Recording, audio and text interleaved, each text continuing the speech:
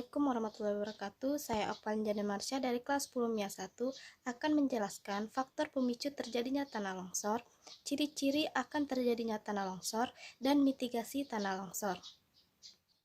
Apa itu tanah longsor? Tanah longsor adalah runtuhnya batuan material atau tanah campuran dari keduanya menuju bagian bawah suatu lereng atau keluar lereng, kemudian mengubur manusia, rumah, lahan pertanian, dan apapun yang di lokasi tanah longsor. Meskipun suatu lereng rentan terjadi longsor, namun lereng tersebut belum akan longsor tanpa dipicu oleh proses pemicu.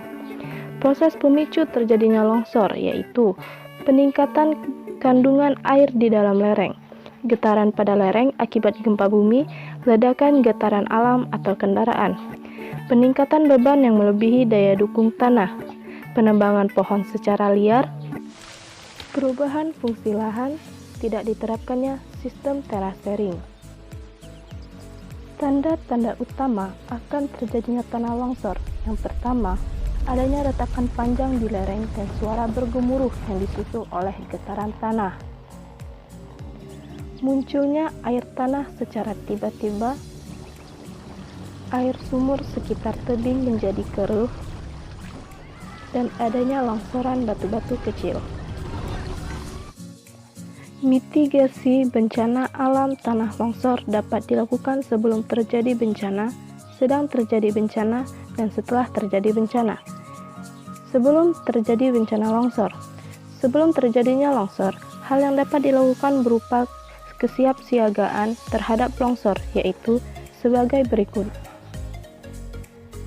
Tidak membangun rumah di daerah rawan longsor, melakukan penanaman pohon-pohon pada daerah-daerah miring yang memiliki akar kuat seperti bambu, membangun tembok penahan atau batu-batu lereng yang rawan longsor, penyuluhan menghindari daerah rawan longsor, tidak merusak hutan dengan cara menebang pohon, membuat terasering pada lahan miring.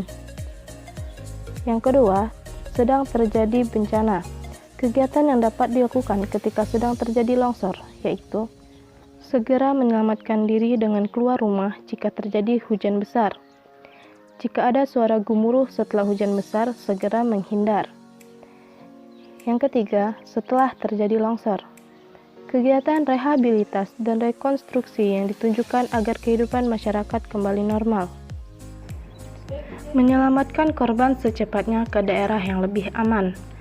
Menyelamatkan harta benda yang masih dapat diselamatkan, menyiapkan tempat penampungan sementara seperti tenda-tenda, menyediakan dapur umum, menyediakan air bersih dan sarana kesehatan, mengerahkan tim penyelamat jika ada yang masih tertimbun longsor, memberikan obat-obatan kepada korban yang luka, segera menggali timbunan longsor seperti yang menimbun rumah dan jalan raya, memperbaiki infrastruktur,